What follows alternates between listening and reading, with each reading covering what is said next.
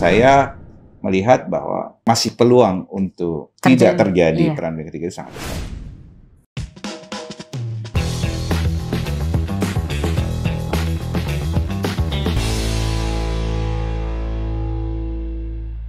Halo para pemirsa Unhas TV, senang sekali saya Zara Sabita Suceng dapat kembali menyumpai Anda dalam program Unhas Speak Up. Pemirsa, belum selesai dunia mencarikan jalan damai atas konflik berkepanjangan antara Israel dan Palestina. Kali ini dunia kembali diguncang oleh eskalasi militer antara Iran dan Israel.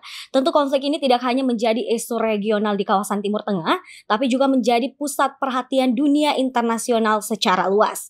Keterlibatan kekuatan-kekuatan besar seperti Amerika Serikat, Rusia, dan Cina, serta kekhawatiran atas program nuklir Iran seolah-olah membuat dunia menahan nafas. Karena tentu konflik ini akan sangat berdampak pada stabilitas energi global, harga minyak, keamanan maritim, hingga posisi geopolitik negara-negara. Nah, dan informasi terbaru 25 Juli 2025, ketiga pihak ini yakni Iran, Israel, dan Amerika Serikat telah resmi bersepakat untuk melakukan gencatan senjata. Nah, terkait dengan kondisi itu dalam episode kali ini kita akan membahas dan mencoba untuk membuka peta konflik. Apakah ini konflik Israel dan sekutunya untuk melawan Iran? Ataukah lebih daripada itu? Nah, untuk menjawab semua itu sudah hadir bergabung bersama kami di studio Unhas TV, dosen hubungan internasional, Fakultas Ilmu Sosial dan Ilmu Politik Universitas Hasanuddin, ada Bapak Agus Salim Burhanuddin SIP Mira. Assalamualaikum warahmatullahi Bapak Agus.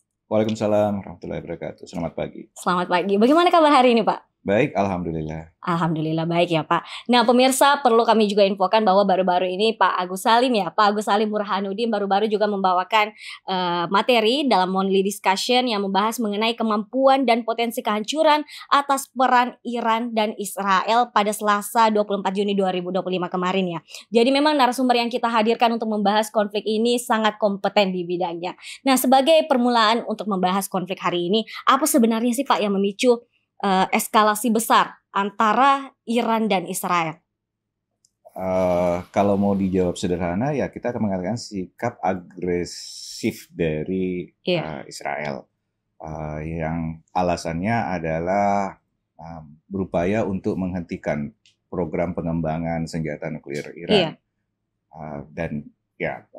Tetapi kalau kita melihat lebih jauh bahwa sebenarnya memang penyebab utama dari eskalasi konflik ini adalah situasi yang tidak stabil di kawasan Timur Tengah yang berlangsung sudah sangat lama. Dan semua orang atau semua negara, semua aktor di situ berada dalam kondisi tegang dan siap untuk berkonflik. Dan akhirnya hal-hal yang bisa memicu konflik akhirnya kemudian menjadi alasan untuk mereka berkonflik. Jadi secara umum adalah untuk menghentikan senjata nuklir ya Pak. Tapi sempat dimention bahwa kondisi tidak stabil itu seperti apa Pak? Alasan Israel yang dikemukakan adalah mereka berupaya untuk menghentikan pengembangan senjata nuklir Iran yang menurut mereka sudah hampir pada tahap pengayaan 90%, artinya proses untuk mendapatkan senjata termonuklir, produk termonuklir itu sudah sangat dimungkinkan dalam jangka dekat. Tetapi sebenarnya kalau analisa saya bahwa apa yang diinginkan oleh Israel adalah pergantian. Regime change di Iran, pergantian kepemimpinan. Mereka menginginkan perubahan sistem politik, khususnya kepemimpinan pemimpin, the supreme leader di Iran yang menurut Israel merupakan masalah besar bagi mereka karena Iran ini memiliki proksi-proksi yang selalu mengganggu kestabilan Israel dan politik-politik Israel, baik politik Zionismenya dan yang lainnya.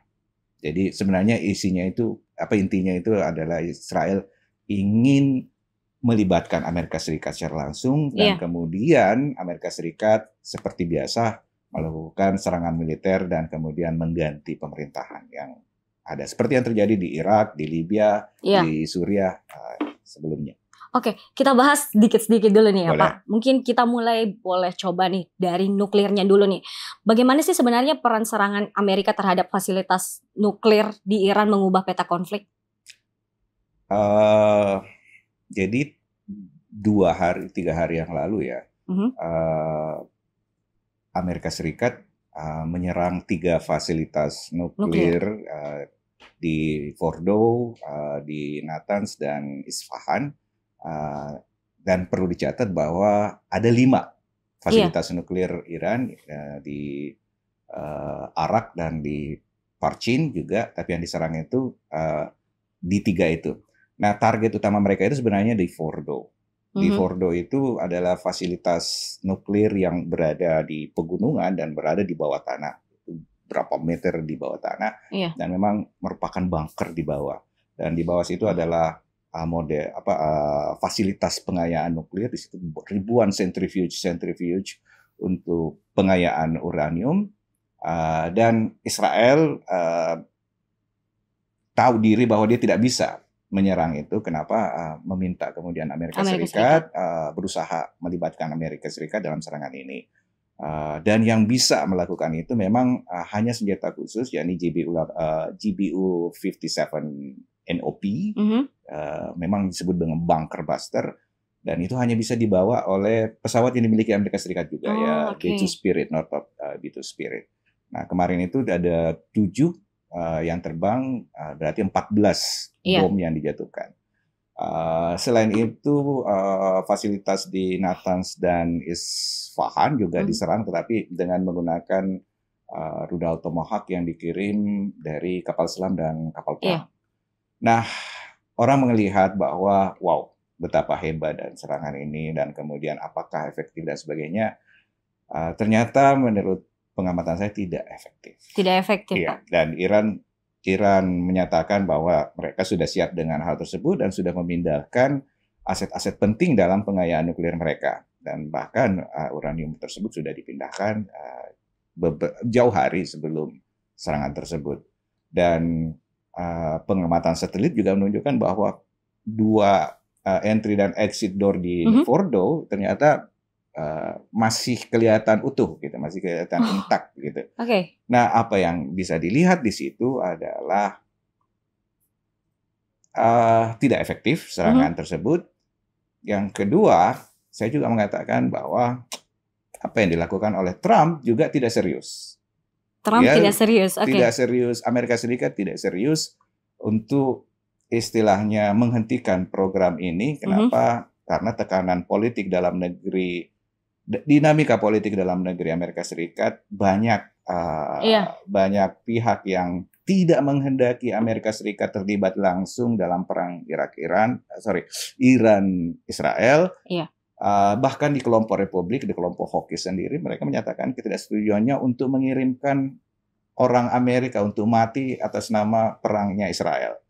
Nah, tetapi di sisi lain ada kelompok tekanan dari kelompok Zionis, AIPAC dan sebagainya, sehingga ya mau tidak mau juga Trump juga harus menunjukkan komitmennya. Ya mungkin dia punya hutang terhadap lobby Zionism, mungkin, dan sehingga dia harus menunaikan hal tersebut. Tetapi sifatnya bagi saya teatrikal saja. Di satu sisi dia harus menyelesaikan visi Making American Great Again-nya, dan tentu saja ini tidak akan terjadi kalau dia mengorbankan orang, mengorbankan uang untuk kepentingan Israel. Tapi di satu sisi dia juga dikontrol oleh AIPAC. Iya. Oke, jadi berita-berita yang tersebar di media sosial ini bahwa salah satu alasan Amerika Serikat turut andil dalam konflik ini adalah kekhawatiran terhadap program nuklir yang dimiliki Iran, ya Pak. Padahal kalau untuk program nuklir di dunia sendiri ini yang tercatat itu ada negara-negara apa saja sih Pak selain Iran itu? Kenapa Amerika Serikat setakut itu terhadap program nuklir yang dimiliki oleh Iran? Sejumlah negara di dunia ini yang memiliki kemampuan nuklir. Tetapi harus dipisahkan dulu. Nuklir bagaimana? Ada 2. Nuklir untuk sipil atau nuklir untuk militer. Nah, negara yang memiliki kemampuan nuklir militer, artinya senjata nuklir, itu selain 5 negara pemenang Perang Dunia Kedua, Amerika Serikat, Rusia, China, Inggris, dan Prancis pada saat ini yang oleh aturan internasional NPT, rezim internasional NPT 1968, itu masih ada lainnya yang memiliki kemampuan senjata nuklir. Dan itu tidak mengikut di dalam NPT 1968. India dan Pakistan memiliki kemampuan senjata nuklir. Tapi mereka tidak ikut di dalam NPT 1968. Israel memiliki senjata nuklir. Tidak ikut di dalam NPT 1968. Korea Utara pernah ikut di NPT tetapi mundur tahun 2003 karena alasan keamanannya, dia ingin mengembangkan senjata nuklir. Dan itu boleh saja. Jadi hukum internasional berbeda dengan hukum nasional.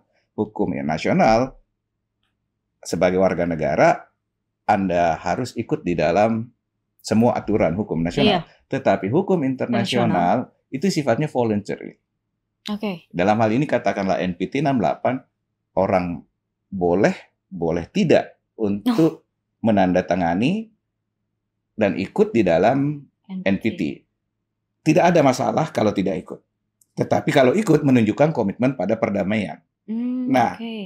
Artinya dia adalah negara yang punya prestise yang lebih karena punya komitmen terhadap perdamaian dunia.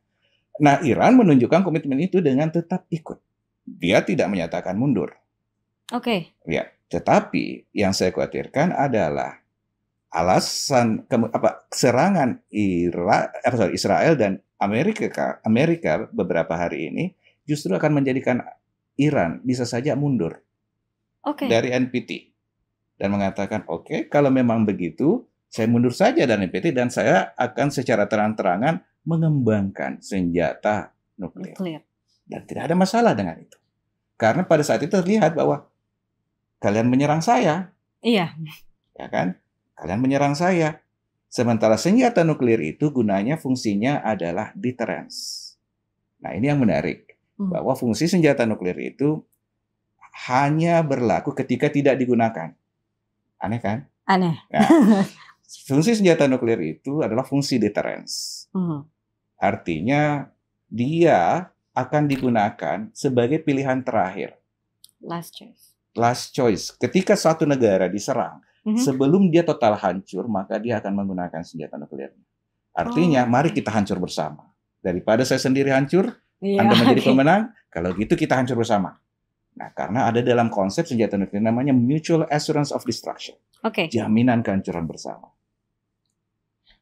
Nah sempat juga di-mention tadi nih pemirsa bahwa apa yang dilakukan Amerika Serikat dan yang dilakukan oleh Donald Trump khususnya sebagai pemimpin dari negara tersebut tidak serius ya Pak. Dan ada keterlibatan AIPAC.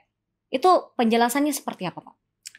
Jadi begini, dalam politik Amerika Serikat, mereka itu tidak bisa, elit politik Amerika Serikat itu secara mayoritas itu mereka selalu dikontrol oleh sebuah kelompok kepentingan atau kelompok lobby. Yang hal ini mungkin sudah kita kenal sebagai lobby Zionism. Ada yang menyebutnya lobby Yahudi, tapi sebenarnya lebih tepat lobby Zionis karena tidak semua Yahudi itu adalah Zionis.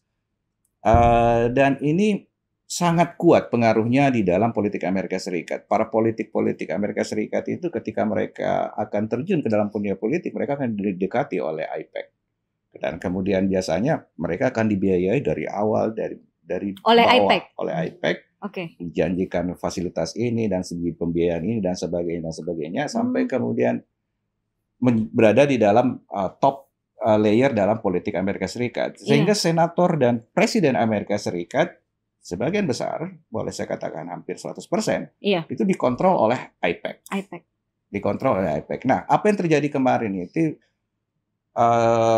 terlihat bahwa Trump sadar bahwa melibatkan Amerika Serikat di dalam perang Israel-Iran itu sangat bertentangan dengan keinginan politik orang Amerika, keinginan orang Amerika secara umum. Bahkan pihak hawkish di Republika sendiri banyak yang tidak mau gitu. Nah, tapi di satu sisi dia juga punya hutang punya sesuatu yang dikontrol oleh AIPAC. Jadi sepertinya pada saat itu AIPAC mengatakan, oke, sekarang kau presiden, tunjukkan kemampuan sebagai presiden dan perlihatkan apa yang telah kau bayar, yang kami berikan pada Anda selama ini. Nah, sehingga pada waktu itu kelihatan bahwa di satu sisi Trump berusaha menenangkan AIPAC. Oke, saya sudah menyerang, saya sudah melaksanakan keinginan Anda, membom fasilitas nuklir. Tetapi di satu sisi dia tidak melakukan serangan darat, artinya dia tidak serius. Dia tidak melakukan sepenuh kekuatan militer Amerika Serikat untuk masuk ke Iran. Seperti yang terjadi dikatakanlah di Irak 2003 atau serangan ke Tripoli dan ya itu menunjukkan bahwa ada dua kepentingan. Dia ingin di satu sisi menenangkan AIPAC, di satu sisi tetap menjaga visi MAGA-nya, MAGA Making American Great Again, yang merupakan bahasa kampanyenya dari awal. Nah, seperti itu. AIPAC ini kan American Israel Public Affairs Committee. Dan segala rata-rata dan hampir semua pembiayaan untuk militer dan lain sebagainya itu dari AIPAC ya, Pak? Tidak, tetapi begini, jadi di dalam pembahasan politik Amerika Serikat, AIPAC ini atau Zionis lebih kadang menjadi tabu, sering menjadi sesuatu yang tabu untuk dibahas. Tidak banyak dalam media, khususnya mainstream media, akan menyinggung lobby Zionism ataupun AIPAC, khususnya media-media di Eropa Barat maupun di Amerika Serikat. Bahkan media-media besar, bahkan Al Jazeera tidak akan berani membahas AIPAC. Nah, kenapa? Karena mereka main secara diam-diam di bawah tangan. Mereka bergeraknya itu tidak terang-terangan melalui jalur-jalur formal dalam politik. Mereka menghubungi secara personal. Mereka melakukan secara personal kepada aktor-aktor politik di Amerika Serikat, para penentu kebijakan. Contohnya umpamanya, saya biayai kampanye Anda. Anda tenang saja masalah kampanye. Uang kan tanggung. Urusan pribadi Anda, sekolah anak Anda dan sebagainya, anak Anda mau sekolah di universitas terkemuka, kami selesaikan.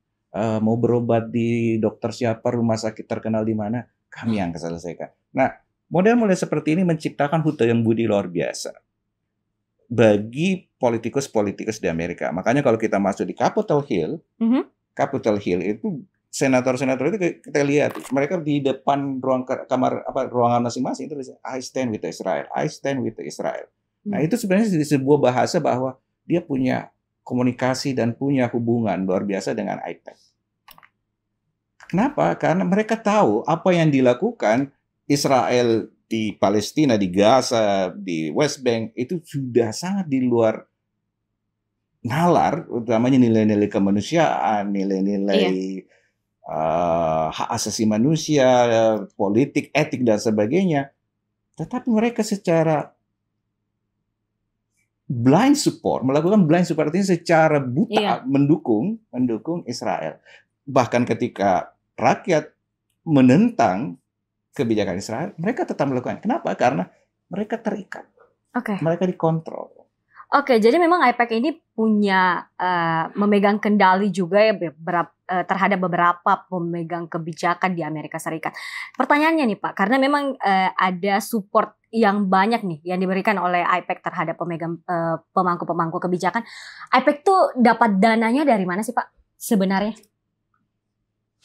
Ya, karena pasti akan banyak sekali dananya AIPAC untuk membiayai orang-orang besar ini. Mereka dapat dananya itu dari mana? Apakah AIPAC itu begitu kaya sehingga memiliki dana yang bisa membiayai kampanye politik para politikus Amerika? Iya, mereka adalah orang kaya. Mereka terdiri dari orang-orang kaya, keturunan Yahudi yang punya kepentingan, artinya yang pro terhadap gerakan pendirian negara Israel dan gerakan politik Zionism. Mereka kaya. Tetapi di mana mereka mendapat kekayaan? Ya tentu saja kekayaan itu kan berasal dari orang-orang secara umum. Tidak ada orang kaya tanpa ada orang miskin tentunya. Ya. Dan uang itu kan diambil dari orang-orang secara umum. Nah, contoh sederhananya adalah kita semua, bahkan orang di Indonesia, bahkan Muslim yang pro terhadap Palestina, menentang Israel, kadang berkontribusi. Iya, berkontribusi. Kita secara tidak sadar mungkin berkontribusi di dalam mendukung AIPAC membiayai politikus Amerika Serikat dan kemudian melaksanakan kampanye politik Zionisme. Caranya adalah kita tidak sadar karena kita membeli dan menggunakan produk-produk yang terafiliasi. Terafiliasi dengan Zionisme. Nah, ya saya kira kita sudah mengenal banyak di media digital produk-produk yang terafiliasi. Nah, sekian persen uang kita pada pembelian dan penggunaan produk tersebut itu mengalir kepada proyek Zionisme dan sebagian besar melalui AIPAC. Jadi pembelanjaan terhadap produk-produk yang terafiliasi dengan Zionisme ini sebagai sumbangan dana untuk AIPAC itu sendiri ya Pak? Sumbangan dana kita untuk gerakan Zionisme yang terkait dengan penderitaan rakyat Palestina. Nah baik pemirsa, selanjutnya kita akan membahas mengenai bagaimana negara-negara besar lainnya selain Amerika Serikat, yakni Rusia dan Cina yang masih bersikap netral atau sebenarnya pro-Iran, tapi setelah jeda berikut. Untuk itu jangan kemana-mana, tetap bersama kami di Unhas Speak Up.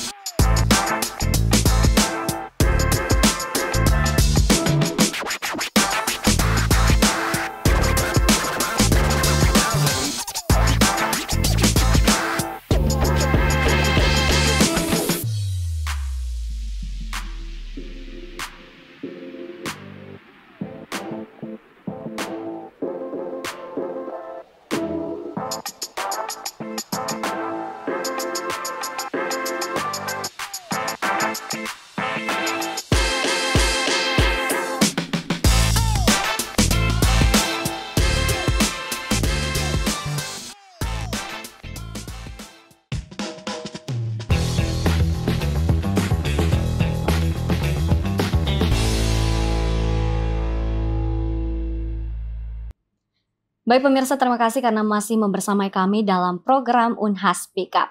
Nah kali ini kita akan lanjut membahas mengenai peranan-peranan negara-negara besar seperti Rusia dan Cina yang bersikap netral atau pro-Iran. Apa sebenarnya kepentingan mereka di balik konflik ini, Bapak?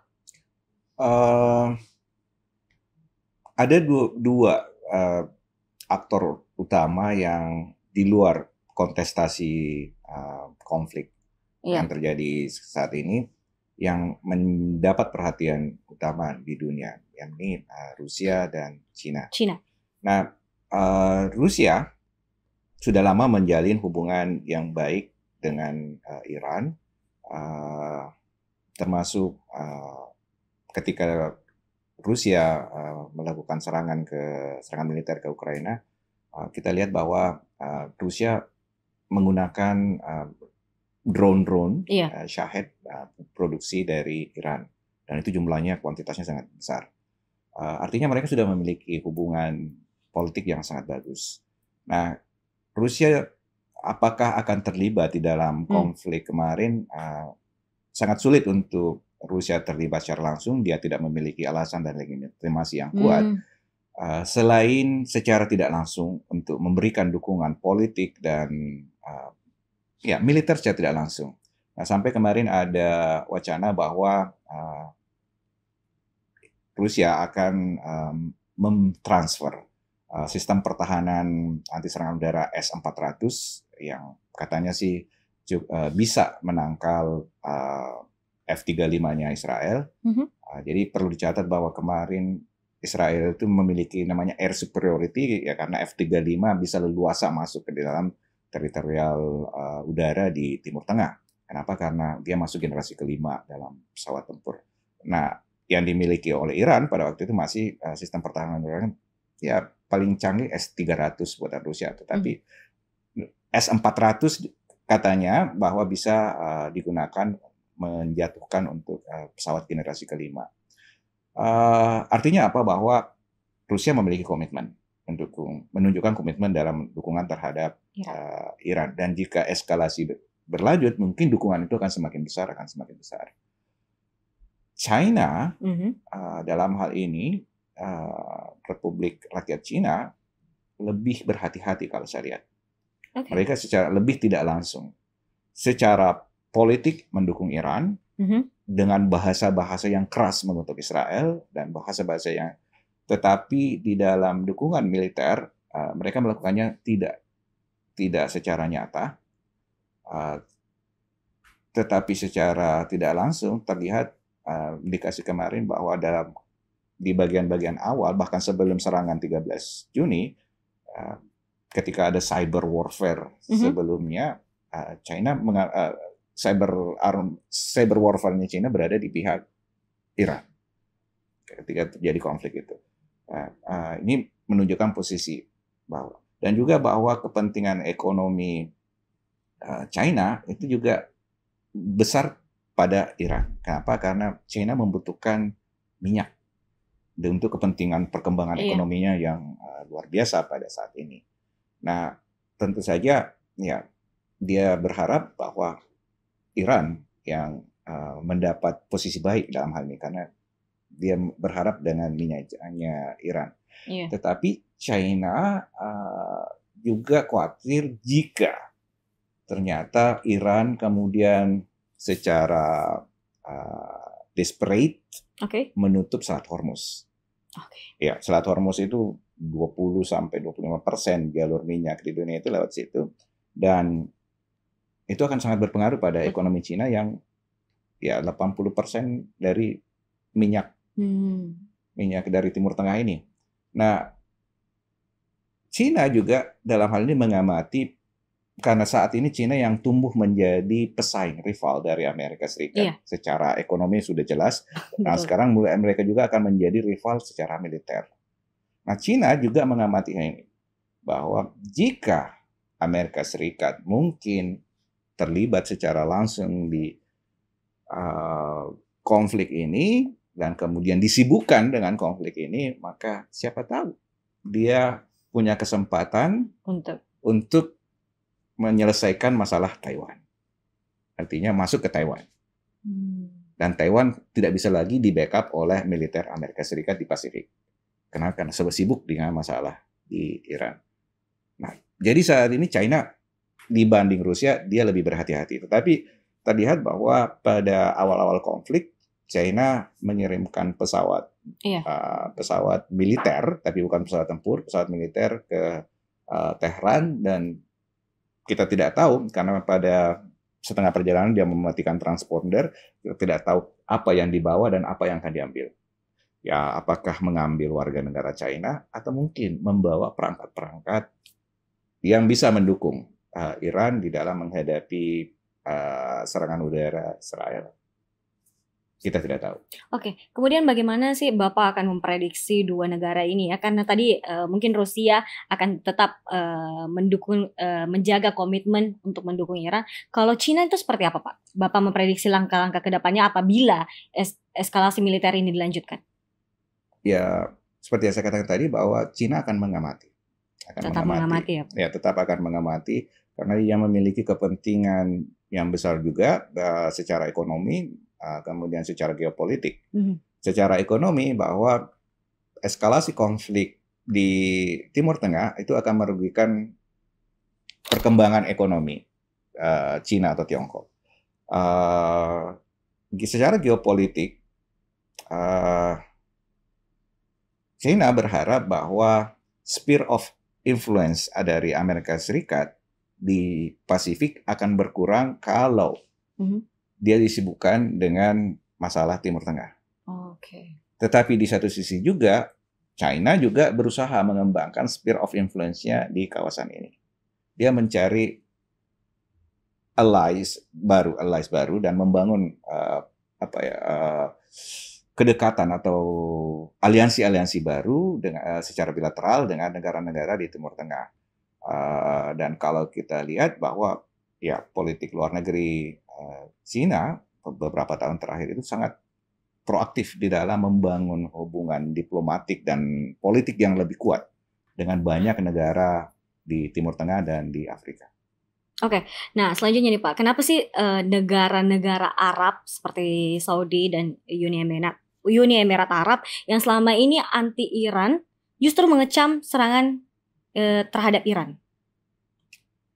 Ya, pertama negara-negara Timur Tengah memang secara ideologis dan kultural itu tidak satu. Jadi Iran memiliki identitas kultural yang berbeda dengan negara Arab lainnya.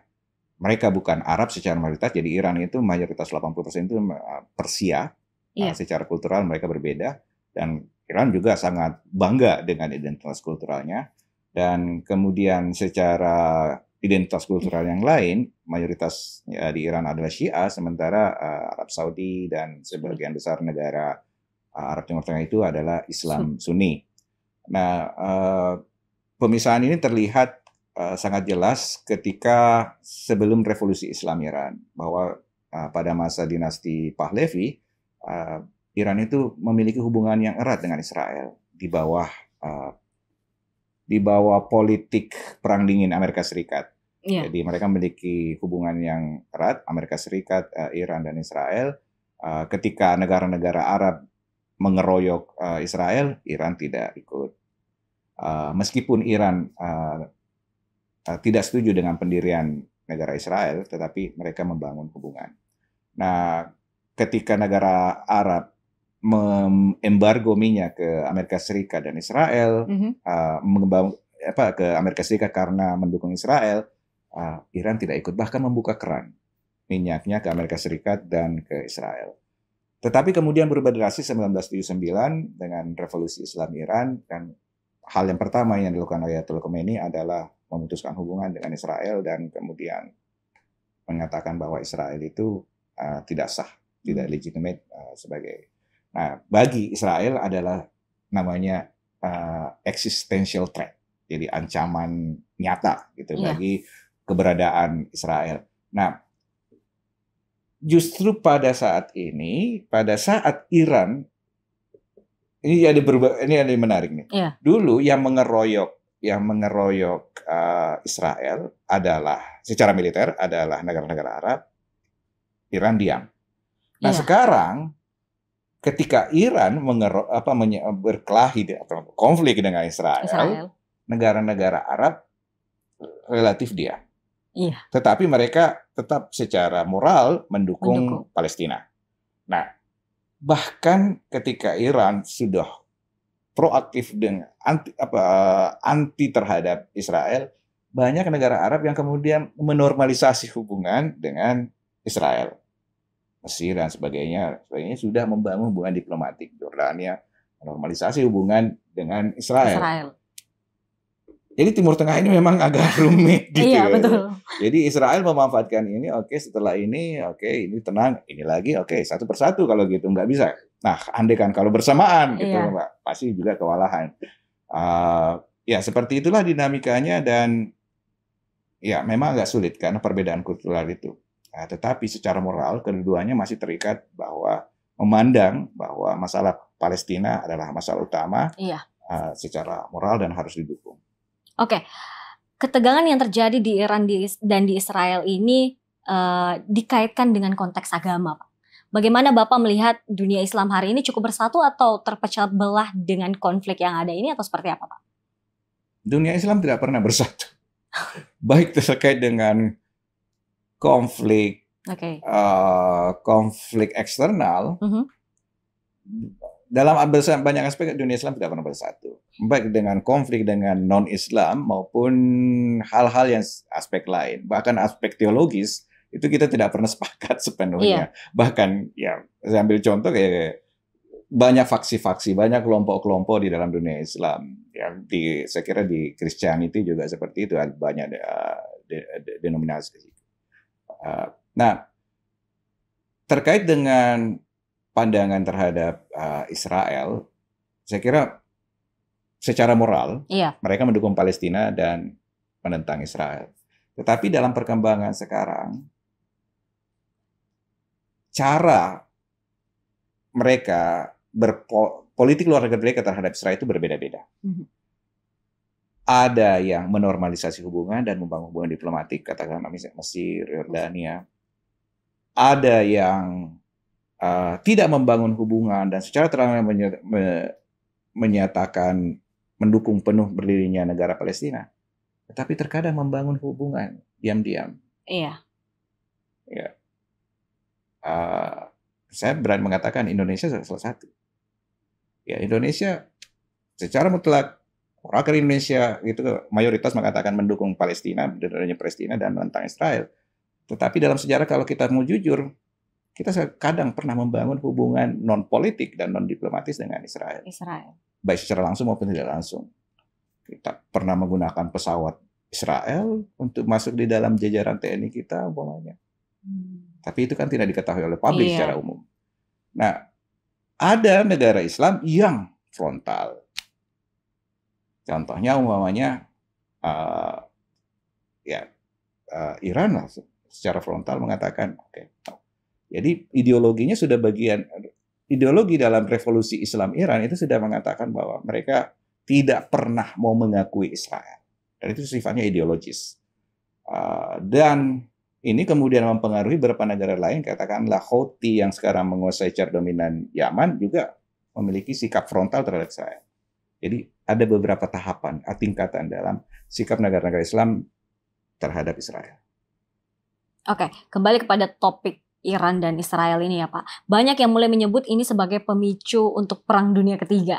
Apakah menurut Bapak ini mungkin terjadi meski eskalasi menurun? Eskalasi militer ini menurun? Kemungkinan itu selalu ada. Bahkan ketika kemarin sebelum gencatan senjata, orang semuanya khawatir dengan kemungkinan Perang Dunia Ketiga. Saya masih mengatakan, saya kalau hitungan analisa saya 10% sampai 20%. Untuk Perang Dunia Ketiga. Meskipun banyak koinsiden, kok mirip banget sih dengan model awal-awal Perang Dunia Kedua. Iya. Contohnya ada pihak yang secara mengatakan bahwa dia adalah ras atau etnis yang terbaik, lebih baik. Iya. Jadi narasi-narasi seperti itu. Jadi ketika Perang Dunia Kedua, Jerman mengatakan bangsa Arya adalah terbaik di dunia. Israel mengatakan saya adalah the chosen people gitu. Jadi yang oleh Tuhan dijanjikan tanah ini, the promised land. Kemudian kalau kita melihat serangan Israel ke Iran dilakukan sekitar pertengahan Juni, hal yang sama yang seperti dilakukan oleh Jerman ketika menyerang Rusia dengan operasi Barbarossa dan sebagainya. Ada koinsiden, tetapi dalam analisis saya secara geopolitikal masih peluang untuk tidak karena itu masih sangat besar. Kemungkinan memang untuk Perang Dunia Ketiga 10-20%. Masih kalau kecil. Mau, ya. Kenapa? Karena pertama Iran tidak mau terlibat secara langsung. Iya. Tetapi dia terpaksa karena diserang. Amerika Serikat tidak mau konflik ini berkembang. Tapi karena ada hutang untuk right, ya, karena Amerika Serikat punya visi sendiri dalam pemerintahan Trump itu punya agenda yang akan dirugikan dengan adanya konflik. Apalagi kalau dia terlibat, Amerika Serikat terlibat di dalam konflik ini. Rusia sebagai aktor lain yang Perang Dunia Ketiga itu hanya dimungkinkan kalau negara lain juga terlibat di dalam blok Iran. Yeah. Rusia juga sibuk dengan masalahnya. China masih berhati-hati dalam hal ini. Artinya apa? Bahwa saya melihat bahwa masih peluang untuk tidak terjadi Perang Dunia Ketiga itu sangat besar. Meskipun kemungkinan itu kalau eskalasinya berlarut-larut bisa saja, tapi masih sangat jauh. Jadi pemirsa tidak perlu khawatir karena mungkin kemungkinan menuju perang dunia ketiga ini masih sangat kekhawatiran harus. Oke.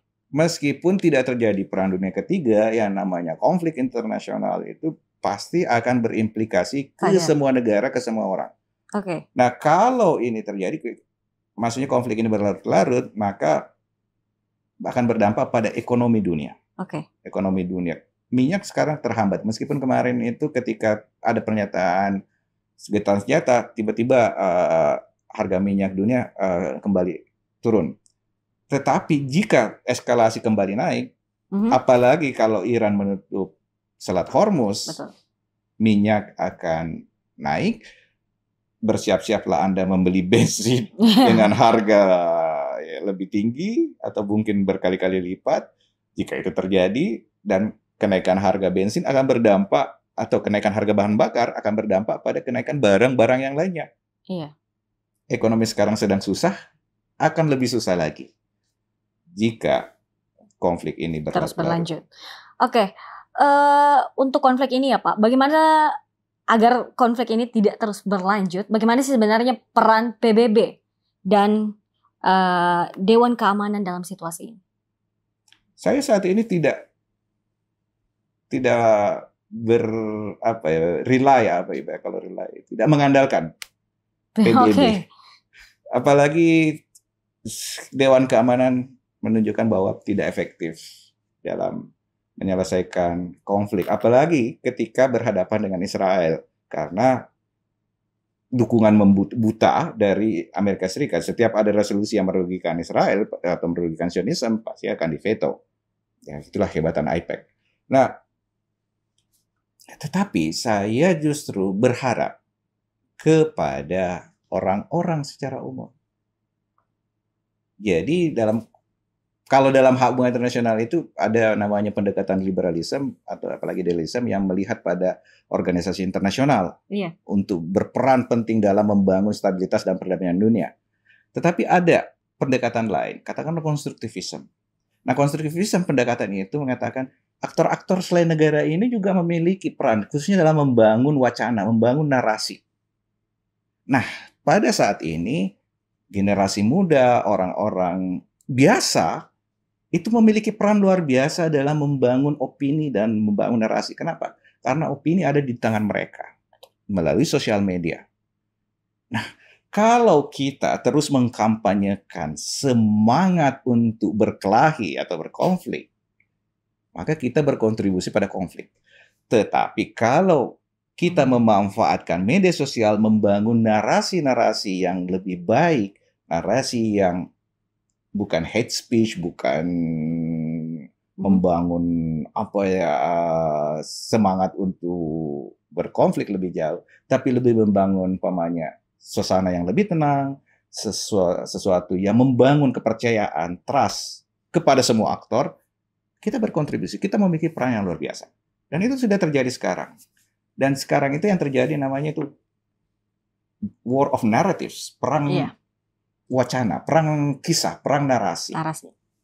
Dan ya, kita semua memiliki peran yang luar biasa, saya kira. Oke. Terakhir Pak, sebagai closing statement dan menutup perbincangan kita hari ini, bagaimana harapan Bapak terhadap Indonesia untuk mengambil sikap di tengah konflik dan harapan kepada masyarakat Indonesia untuk turut andil menghentikan konflik yang sedang terjadi? Saya kalau melihat bahwa bagaimana apa yang bisa dilakukan untuk menghentikan konflik. Ada banyak hal yang bisa dilakukan, mulai dari hal yang sifatnya sangat pragmatis sampai yang sangat ekstrim. Betul. Sangat pragmatis yang bisa kita lakukan oleh semua orang. Ya, membangun semangat perdamaian. Kalau dulu ada lagu di masa-masa saya, di masa 80-an, 90-an, Give Peace a Chance, dari John Lennon. Give peace a chance. Selalu berikan ruang untuk perdamaian. Jangan justru membangun narasi-narasi yang mengarahkan orang untuk terus berkonflik. Yang kedua, mari kita mendukung negara dan pemerintah kita dengan politik yang menurut saya sudah sangat bagus dan sudah on the track. Bahwa kita memiliki sikap yang sangat jelas dalam politik luar negeri kita. tidak berpihak pada kekuatan besar, tetapi bermain dengan sangat baik, dan kemudian kita memiliki orientasi yang jelas terkait dengan masalah Palestina, bahwa kemerdekaan ialah hak segala bangsa dan penjajahan harus dihapuskan. Dan itu yang terjadi di Palestina dan dilakukan oleh Israel.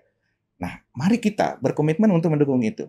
Tetapi dengan cara-cara yang moderat, yang lebih humanis. Oke, tidak membangun semangat untuk mari kita kirim pasukan ke sana. No, tidak sejauh itu. Oke, nah, tetapi ada hal yang mungkin lebih ekstrim. Ini usulan saya saja dan masih sangat jauh. Kalau kemarin Israel menginginkan bahwa ada perubahan rezim di Iran, saya kira itulah yang menyebabkan konflik. Nah, mari, kalau ide saya justru bahwa konflik di Timur Tengah bisa berakhir kalau terjadi perubahan rezim di Israel. Oke. Kenapa? Karena kalau semuanya berpikir seperti itu, kekuatan besar dunia, meskipun hampir mustahil, membuat seperti itu, Timur Tengah akan berubah drastis. Masalah Timur Tengah akan berubah drastis. Kalau umpamanya katakanlah Benjamin Netanyahu ditumbangkan, atau dalam koalisi garis keras sayap kanan dan garis keras ekstrim di politik Israel itu bisa digantikan dengan partai-partai yang lebih moderat, konflik akan turun. Lebih ekstrim lagi. Bisa tidak kita relokasi Israel? Ide gila kan? Kalau ada konspirasi dunia, kolaborasi dunia menghadirkan Israel di Timur Tengah, berarti bisa saja dunia juga merelokasi Israel ke tempat yang lebih cocok. Oke. Ya kasih bawalah di sana di Florida, umpamanya banyak tanah kosong di sana. Kalau memang Amerika selalu mendukung Israel. Atau katakanlah Jerman merasa bersalah dengan Holocaust yang mengakibatkan banyak orang Israel berlari kemana-mana, ya bawa saja lah, relokasi kembali. Mungkin Jerman bisa berikan sebagian negaranya ke Israel. Nah, seperti itu sehingga proyek kolonialisme modern ini bisa terhenti, apartheid ini terhenti, pelanggaran hak asasi manusia ini bisa hilang, dan kita akan memiliki dunia lebih baik. Tapi sekali lagi, itu angan-angan yang hampir mustahil. Gitu. Gak ada yang mustahil, Pak. Oke. Saya kira begitu. Oke, baik. Terima kasih banyak Bapak atas seluruh informasi yang telah diberikan. Dan menarik tadi sebagai closing statement bahwa untuk menghentikan, saran dari Pak Agus Salim ini adalah untuk menghentikan konflik yang terjadi di kawasan Timur Tengah. Memang butuh cara yang sedikit berbeda ya Pak. Tadi disarankan mengubah rezim Israel itu sendiri atau relokasi Israel ya. Begitu ya Pak. Tapi tidak ada yang mustahil untuk itu Pak. Nah pemirsa, kita sudah begitu banyak menyimak perspektif tentang konflik Iran dan Israel. Konflik yang tak hanya melibatkan dua negara, tapi juga tentang pergeseran kekuatan global, kepentingan strategis, dan pertarungan narasi yang membentuk opini penting dunia. Dan untuk itu kami ucapkan terima kasih banyak kepada narasumber kita hari ini, dosen Ilmu Hubungan Internasional, ada Bapak Agus Salim Burhanuddin SIP Mirab. Terima kasih banyak Pak atas waktu dan ilmu pengetahuannya untuk berbagi bersama kami di Unhas TV.